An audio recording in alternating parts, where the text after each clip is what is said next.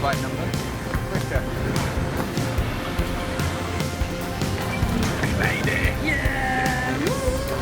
Thank you. And of course, you know where you'll be. Yes.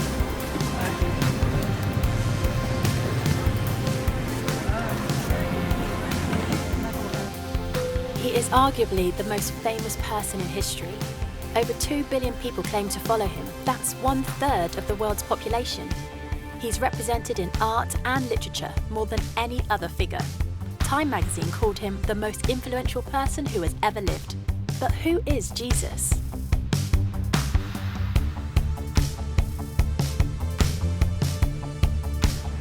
Who is Jesus? I would say Jesus as a role model. Seemed like a good guy with some stand-up morals. I know there's like some sort of like things where he was like a real person. Did a lot of great things.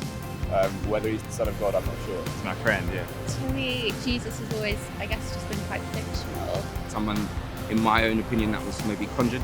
Just some bloke. Someone wrote a story about it. He saved us from our sins, isn't he? A good man, prophet. I think Jesus is a lovely guy. Brother, father. See, I don't know him personally, but No, I think he had some great values. The son of God. And he's also God at the same time, which I still find very confusing. It's like Nokia connecting people. Almost like a best friend that you can turn to at any given time, you know. He was a big little but I tell you what, he wasn't white. no. He's always there, thick and thin. For much of my life, I wasn't a Christian. I come from a family of trial lawyers, barristers. My father was a barrister, my mother was a barrister, my sister is a barrister, my son qualified as a barrister, my daughter qualified as a barrister, both my grandfathers on both sides were barristers, my uncle was a barrister. If we'd had a cat, it would definitely have been a barrister. My father was a Jew, a secular Jew. He escaped the Holocaust. Many of his family had died in the Holocaust. My mother was not a churchgoer. My father described himself as an agnostic, and I came to the conclusion that I was an atheist as a teenager, and I was quite an argumentative atheist. Not that I was out to convert people to atheism, but if anyone tried to convert me to Christianity, then I had a lot to say on the subject. And I was quite suspicious of Christians. I'd come across one or two of them in my gap year, and they had these smiles, which I found deeply suspicious. And in my first year at university, I had a room next door to my great friend, Nicky Lee. And I warned him against these Christians. I said, don't let them into your room, whatever you do. But it was too late. He'd met some, and one time he and his then girlfriend, now his wife, Scylla, came back and they said that they had become Christians. I was horrified. I mean, they were such lovely people. I thought, how can I help them? I really didn't know anything about it, so I thought, I better investigate. So I managed to find this old Bible, and that night I started reading it. I started beginning of the New Testament. I read Matthew's Gospel, Mark, Luke. I got about halfway through John's Gospel, about 3 a.m. I fell asleep. Following day, I carried on reading. All that day, all the next day, all the day afterwards. I was a student, so I didn't have any work to do. And when I got to the end of the New Testament, I came to the conclusion, it's true. You can't prove Christianity mathematically. You can't prove it scientifically. Science is obviously very important, but science answers a different set of questions. Science answers the questions, when and how did this world come into being? But it can't answer the question, who and why. Supposing I had a cake here, which I've made, and I give it to a scientist. The scientist will be able to answer the question, how it was made. They may be able to tell you when it was made, but only I can tell you who made it and why I made it. Only the creator of the cake can do that. Only I can tell you, I made that cake, and I can tell you why I made that cake. And it's the same with this universe. Only the creator can reveal who made this world and why he made it. And the claim of Christianity is that he has done that. The creator has revealed himself. And he's revealed himself in the person of Jesus. And the evidence is not scientific evidence, that's not the only kind of evidence, but historical evidence. When I was a barrister, that's what we relied on. We relied on historical evidence that we presented to a jury. It was things that had happened in the past. They weren't there. Every time a jury brings back a verdict, it's a step of faith based on evidence. And I myself could not be a Christian if I didn't believe there was evidence. I couldn't just take a blind leap of faith. For me, faith in Jesus is a step of faith based on good historical evidence. Why start with Jesus, you might say? I didn't even believe there was a God, but I came to believe in God through Jesus because the resurrection of Jesus strongly suggests that this world has a creator and that creator is to be seen in terms of, through the lens of, Jesus. Jesus of Nazareth is believed to have walked these streets around 2,000 years ago. But is there any evidence that he even existed? Well, there's actually quite a lot of evidence. No serious historian would deny that Jesus existed. The Roman historians Tacitus and Suetonius wrote about Jesus, as did the first century Jewish historian Josephus. He described him as Jesus, a doer of wonderful works, and then he goes on to describe his crucifixion and alleged resurrection. So there's evidence outside of the New Testament for the existence of Jesus, but most of the evidence comes from within inside the New Testament.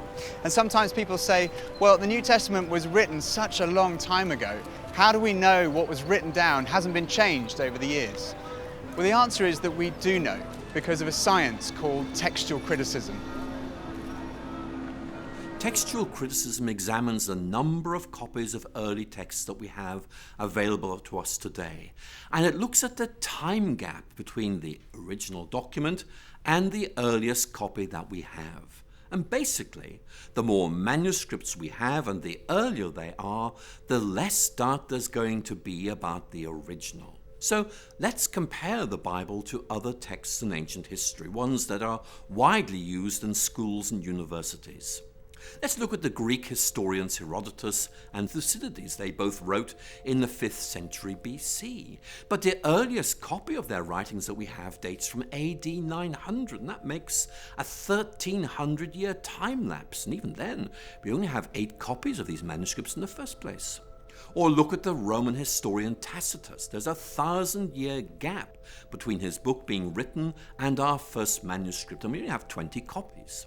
Or another classic, Caesar's Gallic War, 950 years between the book being written and our first manuscript copy. And even then, we only have 9 or 10 copies of these manuscripts. Again, with Livy's famous History of Rome, a 900-year gap between the book being written and our first manuscript, and we only have 20 copies of this. But when it comes to the New Testament, well, it's very different. The New Testament was written between about 40 and 100 AD, and we have manuscript evidence going back as early as 130 AD, and full manuscripts by 350 AD. And we have more than 5,300 Greek manuscripts, 10,000 Latin translations, and 9,300 others. So, we can be pretty confident in the accuracy, the authenticity, and the integrity of the New Testament scriptures that have been passed down to us today. The remarkable thing about the Bible is there's such a short chronological distance between the events being described and our first manuscripts. So in many ways, the Bible scholars are in a very fortunate position of being able to check these things out and finding that they are much more reliable than, for example, some of the alternatives you're looking at.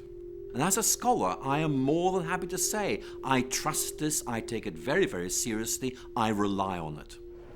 Professor F.J.A. Hort, one of the greatest scholars in the area of textual criticism, concluded that in the variety and fullness of the evidence on which it rests, The text of the New Testament stands absolutely and unapproachably alone amongst ancient prose writings, and no secular historian would disagree with that conclusion. So we know from evidence outside and inside the New Testament that Jesus existed. But who was he? Well, we know that he was fully human. He had a human body. He ate, he drank, he sweated, he got tired, he suffered pain. And he had human emotions, love, joy, sadness, and human experiences. He had the experience of growing up in a family, of education, of having a job, of being tempted. And he experienced bereavement and suffering and torture and even death. Many today would say, okay, he was a human being, but only a human being. Maybe he was a great religious teacher, but no more than that. Others would say he was much more than that. Bono, the lead singer of the band U2, has said, "I don't think you're let off easily by saying he was a great thinker or philosopher, because actually he went around saying he was the Messiah. That's why he was crucified. He was crucified because he said he was the Son of God. So he either, in my view, was the Son of God or he was nuts. And I find it hard to accept that all the millions and millions of lives, half the earth, for nearly 2,000 years, have felt their lives touched and inspired by some nutter. I don't believe it." He went on to say, "I believe that Jesus was the Son of God." What evidence is there to suggest that Jesus was more than just a great religious teacher? There are two parts to this argument. The first is, what did Jesus think about himself? Because if Jesus didn't think he was God, that's the end of the argument. But if he did, the second part of the argument is, was he right? So, what did Jesus say about himself? First piece of evidence is the fact that his teaching was centered on himself. Most great religious teachers point away from themselves. They say, don't look at me, look at God. Jesus, who personified humility in pointing people to God, pointed to himself. He said, look at me, come to me. We've talked about this search for meaning and purpose, that feeling of like a spiritual hunger that other things don't quite satisfy.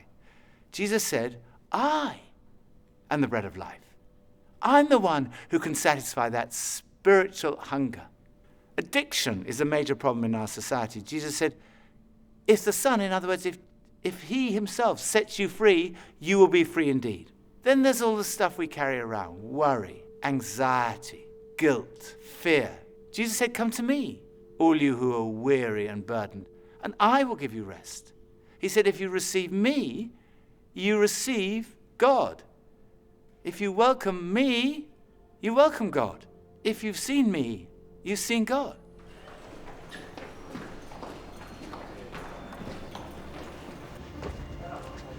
Forgiveness is right at the heart of Christianity. Jesus went up to people and said, your sins are forgiven. Now, if someone sins against you, then you can forgive them, but you can't just walk up to anyone and say your sins are forgiven. When Jesus said that, the lawyers said, who can forgive sins but God alone? But Jesus claimed to be able to do that. In fact, Jesus said that he came to give his life so that people could be forgiven. One of the most direct claims Jesus made is recorded in John's Gospel, chapter 10, verse 30. Jesus said, I and the Father are one. Now, making a claim like this was seen by the religious leaders to be blasphemy. It's tantamount to a claim to be God, and it was punishable by death by stoning. People picked up stones to stone him. Then Jesus said to them, I've shown you many great miracles from the Father. For which of these do you stone me? We're not stoning you for any of these, they replied, but for blasphemy, because you, a mere human being, claim to be God. I think when you look at all the evidence, it's clear that Jesus did make that claim. It is an astonishing claim. And a claim like that needs to be tested. If you think about it, there are only three possibilities. It was not true, and Jesus knew perfectly well it wasn't true, in which case he was a fraud. Or it was not true, and he simply didn't realize it. He genuinely thought he was the Son of God, in which case he was deluded. I think we'd say he was insane. But logically, there is only one other possibility, and that is, it's true. He was telling the truth. C.S. Lewis, Cambridge professor, best known as the author of the Chronicles of Narnia, he put it like this: a man who was merely a man and said the sort of things Jesus said would not be a great moral teacher. He'd either be insane or else he'd be the devil of hell. You must make your choice. Either this man was and is the Son of God, or else insane or something worse. But let's not come up with any patronizing nonsense about his being a great human teacher. He hasn't left that open to us. He didn't intend to. So was Jesus right in what he said about himself? What evidence is there to support his claims? Well, the first piece of evidence is his teaching. Much of the New Testament records numerous occasions where crowds gather to hear Jesus teach. And on one occasion, on a mountain like this, more than 5,000 people gathered to listen to the teaching of Jesus. The Sermon on the Mount has been widely acknowledged amongst the greatest teaching of all time. Jesus' teaching has been the foundation of our entire civilization. Many of our laws were originally founded on Jesus' teaching. Love your neighbour as yourself. Do to others as you would have them do to you. And then this, totally revolutionary. Love your enemies. In fact, we've advanced in every field of science and technology, yet in 2,000 years, no one has ever improved on the moral teachings of Jesus. They are the greatest words ever spoken. They're the kind of words you might expect God to speak.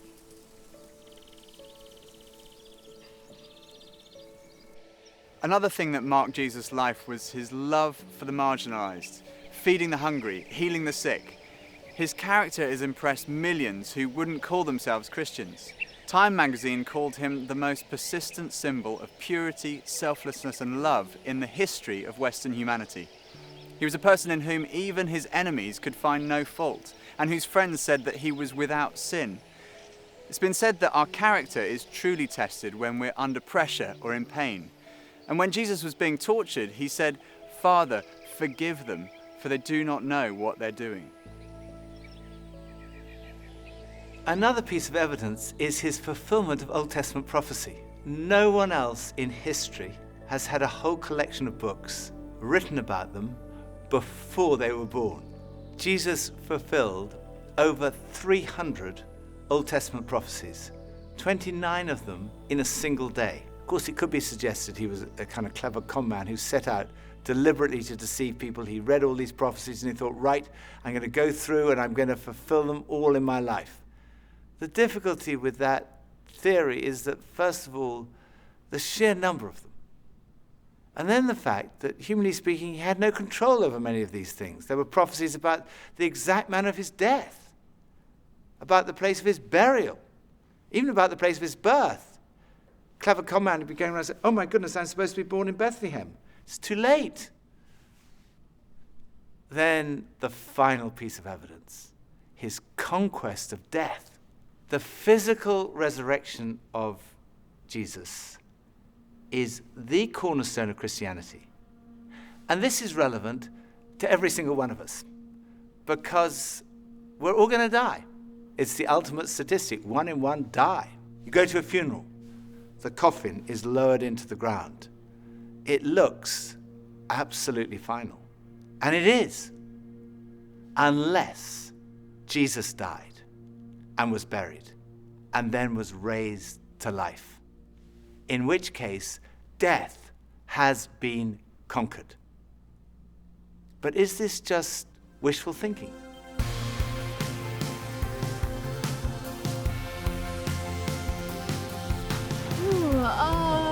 I do not believe that Jesus literally rose from the dead, no. I don't know, I wasn't there. I didn't see it, so. Did you hear stories about people like accidentally like going into a coma and then like waking up a couple days later? My inherent answer is still to say yes, but I can't explain why that was my answer. I am not sure, but I'm open to the idea of it. He rose from death just to tell us that, look, death is not the end. So we got a second chance. To prove that there was something else after life?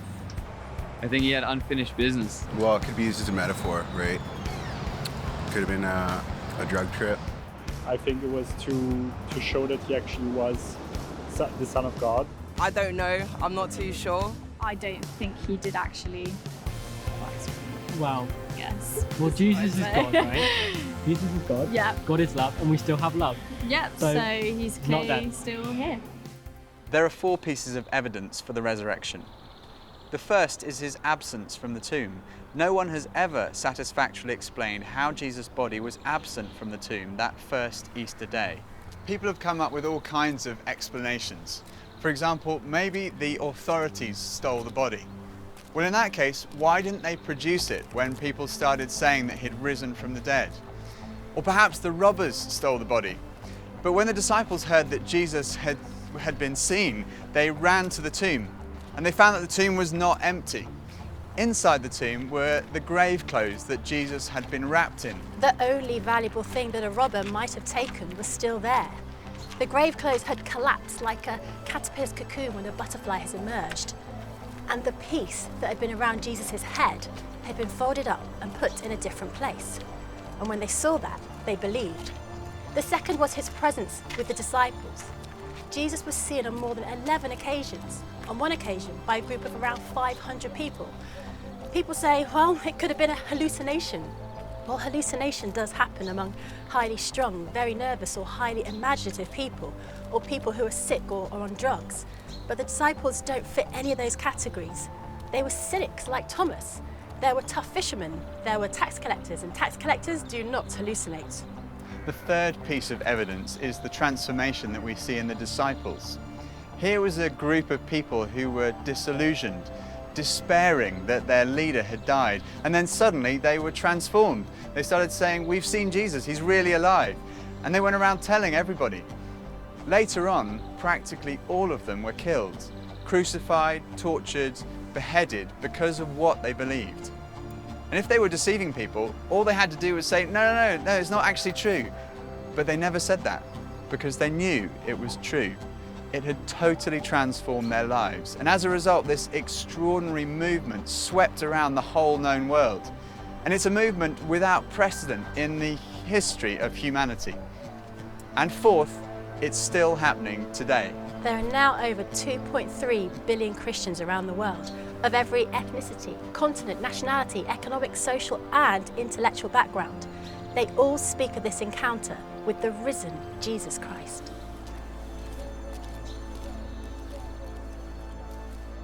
So what are we to make of Jesus? It seems to me clear that Jesus really did claim to be a man whose identity was God.